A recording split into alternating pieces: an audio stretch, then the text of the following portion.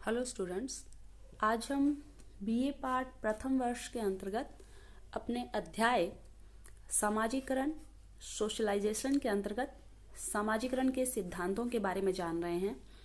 हमने अपनी पिछली क्लास में सामाजिकरण अध्याय के अंतर्गत सामाजिकरण का अर्थ, उसकी विशेषताएं, उसके उद्देश्य तथा सामाजिकरण की प्रक्रिया और सोपान के बारे में जान चुके हैं।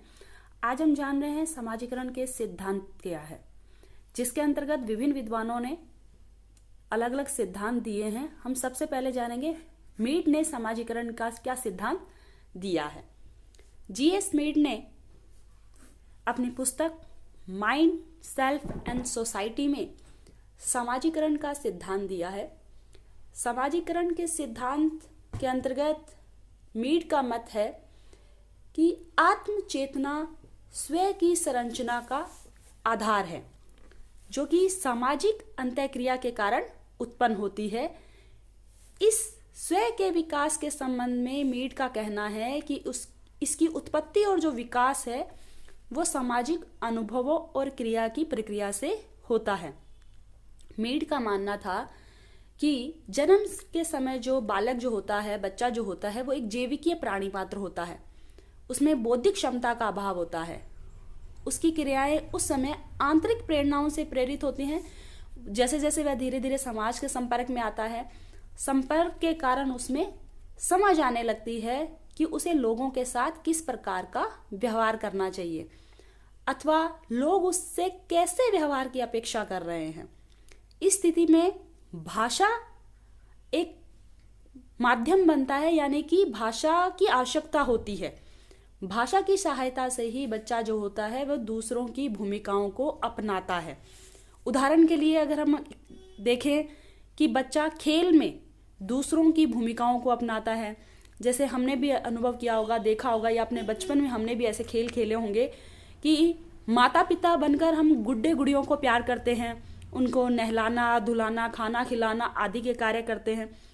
अर्थात माता पिता एक बच्चे के साथ जैसा व्यवहार करते हैं, वैसा ही व्यवहार जो होता है वह गुड्डे गुड़ियों के साथ करता है। यानी कि दूसरों की भूमिका का निर्वाह करना बालक सीखता है, क्योंकि बालक का स्वयं दूसरे लोगों के व्यवहारों से प्रभावित होता है। मीड इसे सामान्यीकृत अन्य कहते हैं। सामान्यीकृत अन्य यानी कि दूसरों के व्यवहारों से जब बच्चा प्रभावित होता है, मीड उसे सामान्यीकृत अन्य कहते हैं। सामान्यीकृत अन्य का अर्थ है किसी व्यक्ति की, इसका अर्थ यूं कह सकते हैं, किसी व्यक्ति की स्वयं के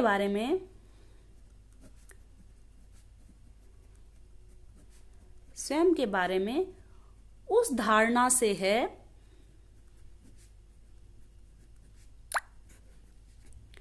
जो दूसरे लोग उसके बारे में रखते हैं।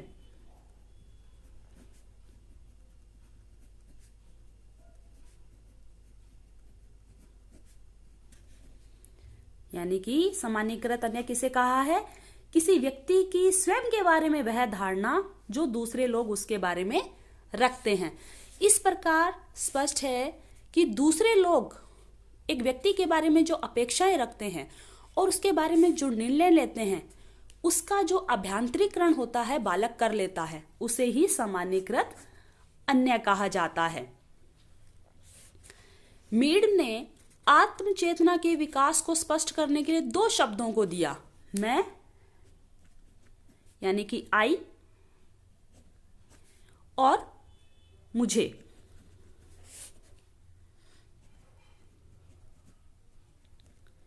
यानी कि मी, यानी कि इसके सिद्धांत को मैं और मुझे का सिद्धांत भी कहा जाता है। इसके अंतर्गत मीड ने बताया कि मैं का तात्पर्य क्या है? व्यक्ति द्वारा दूसरों के प्रति किए जाने वाला व्यवहार। यानी कि मैं क्या है? व्यक्ति द्वारा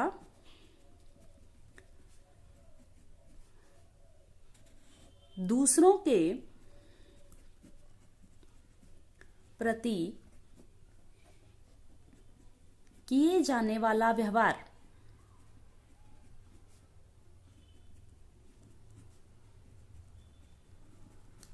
यानी कि मैं किसको कहेंगे, व्यक्ति जब दूसरों के प्रति जो व्यवहार करता है वो है मैं, और मुझे क्या है, व्यक्ति द्वारा किए गए व्यवहार पर दूसरों की प्रतिक्रिया। मुझे किसे कहा जाएगा, व्यक्ति द्वारा किए गए व्यवहार पर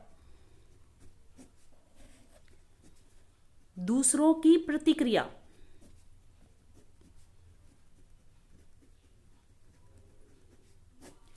यानी कि एक मैं हो गया व्यक्ति द्वारा दूसरों के प्रति किया जाने वाला व्यवहार, और फिर व्यक्ति उस व्यवहार के प्रति जो प्रतिक्रिया करता है वो कहलाता है मुझे, यानी कि मी। और मीड कहते हैं मैं और मुझे में अंतःक्रिया होने के परिणाम स्वरूप ही स्वयं का विकास होता है। यानी कि मैं और मुझे में अंतःक्रिया के परिणाम स्वरूप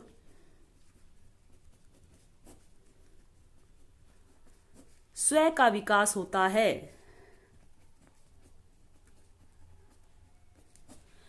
ठीक है, जिससे क्या होता है, व्यक्ति का समाजीकरण होता है। अर्थात समाजीकरण की प्रक्रिया में मैं और मुझे दो स्वयं मिले रहते हैं। एक स्वयं मैं समाज के साथ सहयोग करता है, दूसरा स्वयं मुझे वह है जिसके विषय में व्यक्ति जागरूक है।